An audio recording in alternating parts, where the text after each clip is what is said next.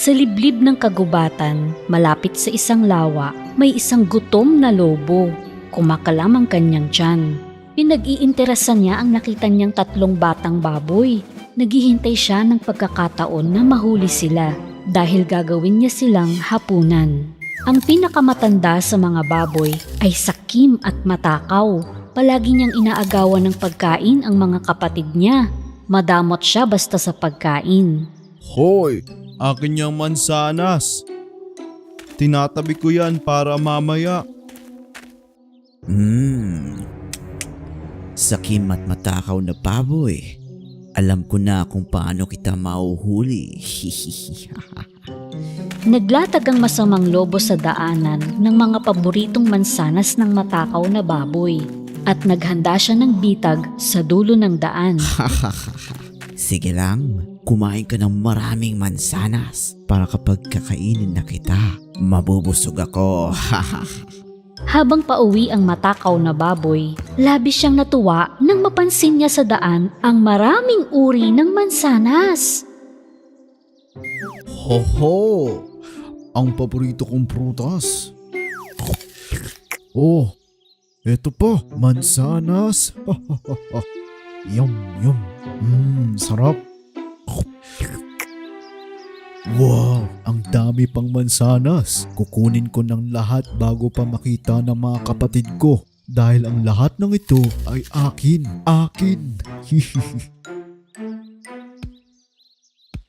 Nang pupulutin na ng baboy ang huling mansanas, hinila ng lobo ang lubid ng bitag at isang mabigat na lambat ang bumagsak sa baboy. Kahit na nagpupumiglas ang baboy, hindi siya makatakas sa bigat ng lambat. Tulong! Anong nangyayari? Saklolo! Nahuli ka sa bitag ko. Iuwi na kita at kakainin. Matakaw na baboy. Sa oras na yon, ang mga baboy na naiwang nagugutom, narinig nila ang boses ng nakatatandang kapatid. Saklolo! Pakawalan mo ako! Tulungan niyo ako! Nang tumakbo sila sa pinanggagalingan nito, nakita nila na nahuli ng masamang lobo ang kanilang kapatid. Naku! Iligtas natin si kuya!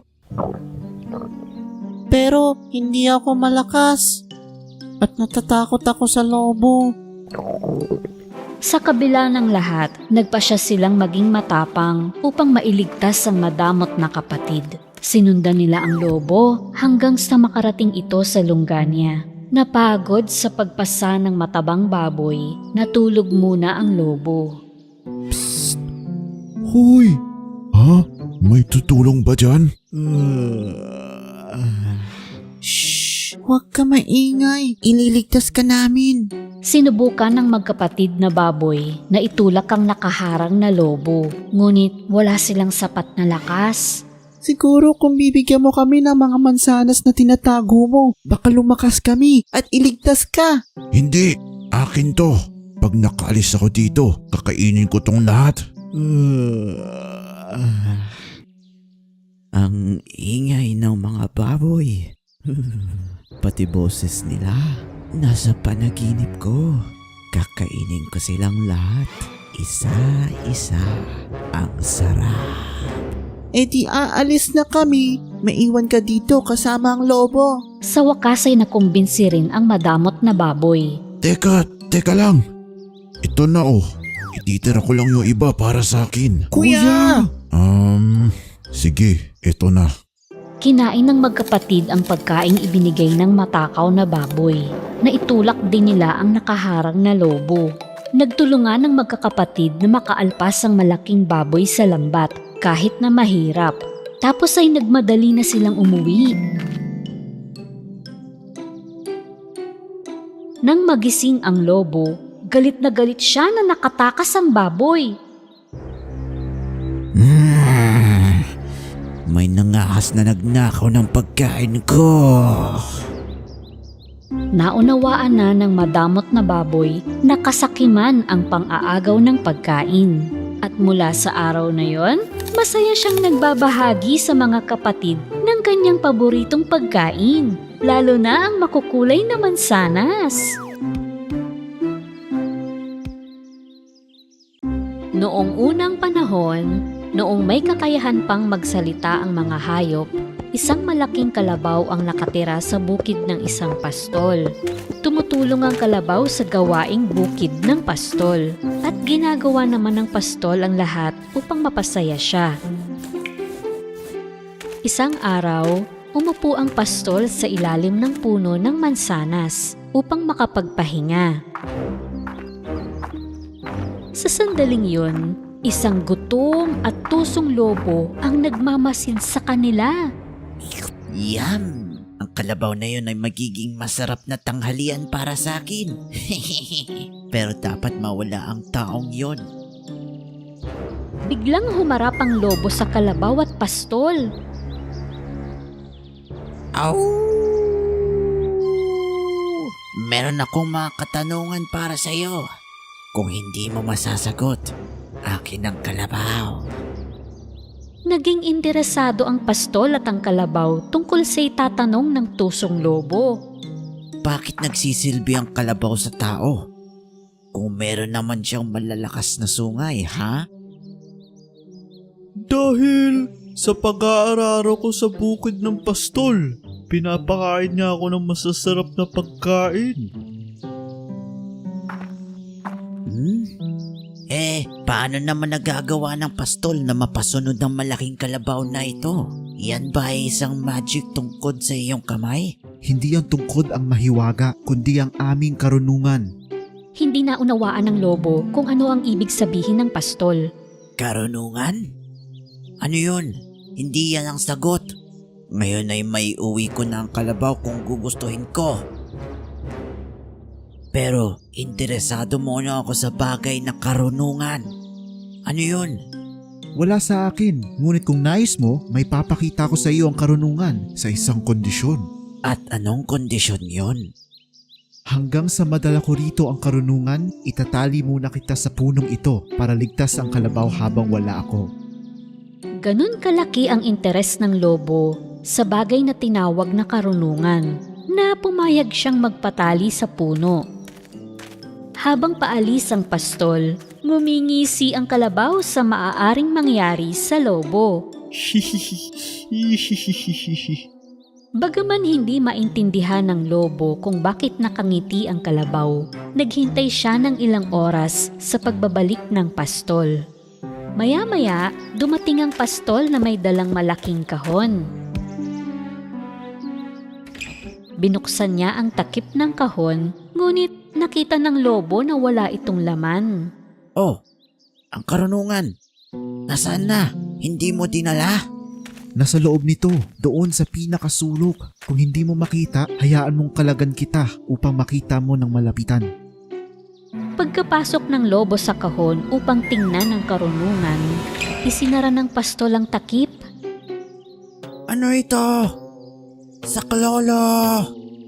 Napakahalaga ng karunungan upang magkasya sa isang kahon. Ang karunungan ay nasa isip. Matatagpuan mo lang ito sa paraang tulad ng paghahanap ng nakatagong kayamanan. Pinapangako kong hindi ko namamalitan ng pag-iisip ng iba. Ngayon ay magiging mas mapagbigay na ako at mas matalino. Palabasin niyo na ako rito. Hinayaan nilang manatili ang lobo sa kahon sa araw na iyon. Kinaumagahan, alam ng pastol at kalabaw na may natutunang magandang aral ang lobo, kaya pinalabas na siya sa kahon. Salamat po. Mula sa araw na iyon, nakikisama na ng mas maayos ang lobo sa mga hayop sa kagubatan at iginagalang na niya ang pag-iisip ng lahat mula sa mga lumilipad na ibon hanggang sa maliliit na insekto. Habang naglalakad ang tatlong maliliit na kuneho sa kagubatan, nakakita sila ng isang napakalaking karot. Wow! Tignan nyo! Ako ang unang nakakita! Nauna kaya ako? Akin ang karot na yun. Bahala kayo. Pero nakita ko rin yung karot. Habang matagal na nagtatalo ang mga kuneho, isa sa kanila ay nakaisip ng magandang ideya. Punta tayo sa pinakamalayong bahagi ng kagubatan tapos magkarera tayo hanggang dito. Kung sino ang mauuna sa kanyang karot. Ngunit hindi sila makapagdesisyon kung anong karera ang gusto nilang gawin. Matulin akong tumakbo. Mahusay naman ako tumalon.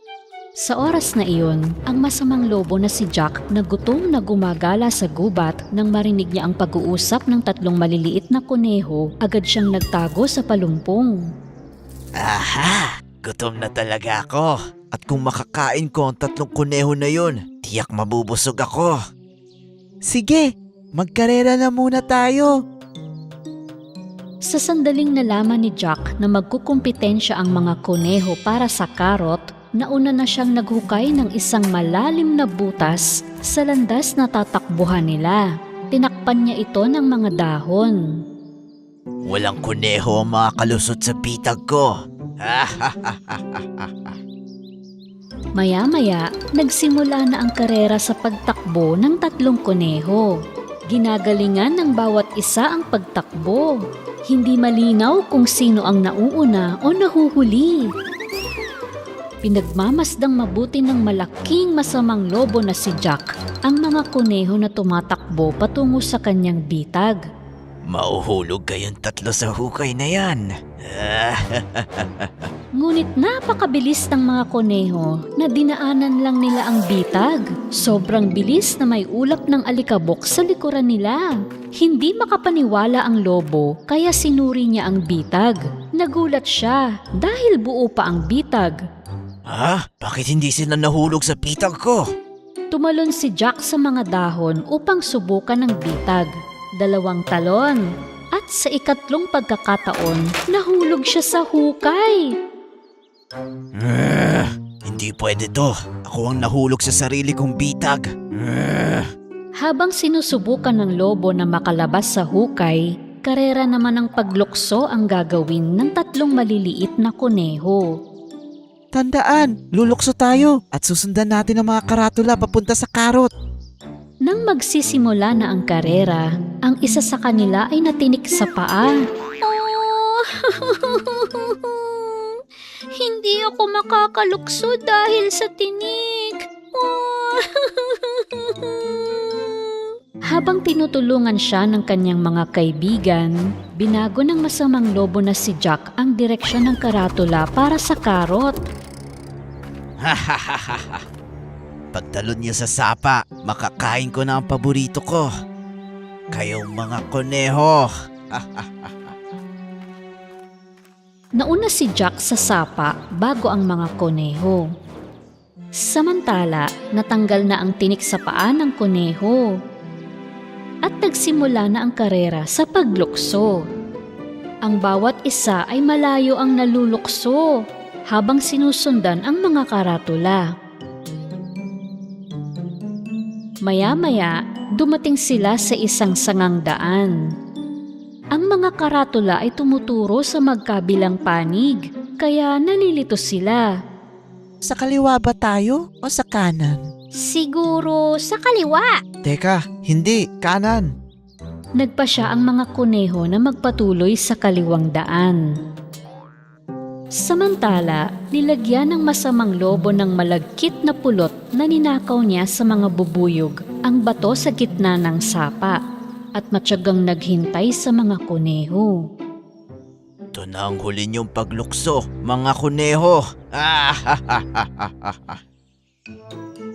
Nakita ng mga kuneho na nakarating ang karera nila sa isang sapa at hindi nila matanaw ang karot. Mali ata. Sobrang layo ata sa karot ang pinanggalingan natin. Di tumalon tayo sa mga bato para makatawid tayo. Habang lumulukso ang mga kuneho sa mga bato, ang isa sa kanila ay nakaapak sa pulot. Dumikit ako sa bato. Hindi ako makatalon. Gustong makatulong ng mga kaibigan sa minalas na kuneho, kaya lumapit sila at hinila siya sa braso niya. Salamat mga kaibigan. Nagpatuloy ang karera, habang si Jack ay inatake ng mga bubuyog dahil ang mga kamay niya ay nababalot ng pulot. Buong akala niya na mahuhuli na niya ang mga kuneho.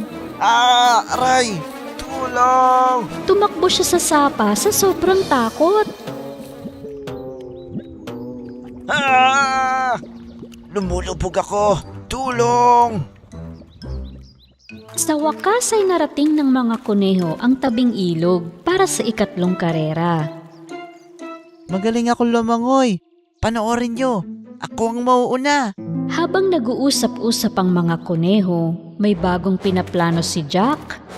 Naglagay siya ng malutong na litsugas sa madaraanan ng mga kuneho. Kumuha siya ng mahabang lambat at umakyat sa puno. Habang kinakain nila ang litsugas, huhulihin ko sila mula dito.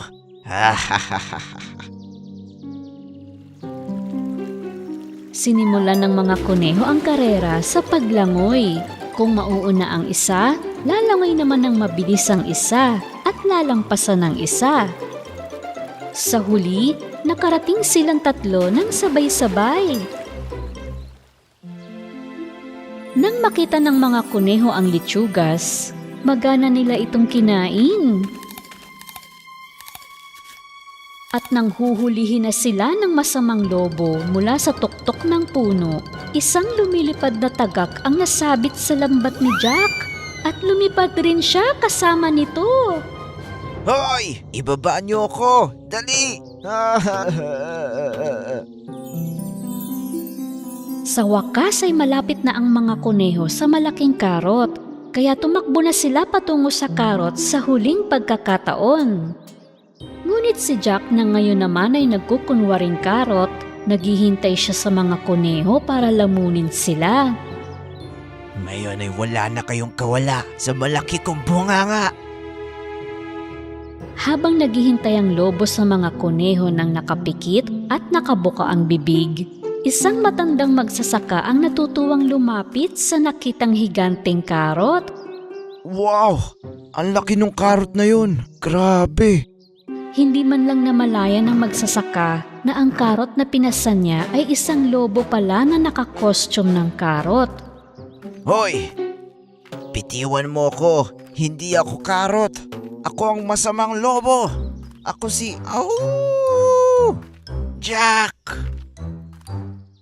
Sa pagtatapos ng karera, ang mga kuneho ay umabot sa finish line ng sabay-sabay. Kaya silang tatlo ang makakakuha ng premyo. Lahat tayo ay nanalo sa karera natin. Pwede tayong hati-hati sa higanting karot. Oo, pero... Nasaan yung karot? Naglakad-lakad ng kaunti ang mga kuneho at nakita nila ang totoong karot na tinago ng lobo at sabay-sabay nila itong kinain. Dahil ang mahalaga ay mayroon kang mabubuting kaibigan na makakasama mo sa pagkamit ng anumang mithiin.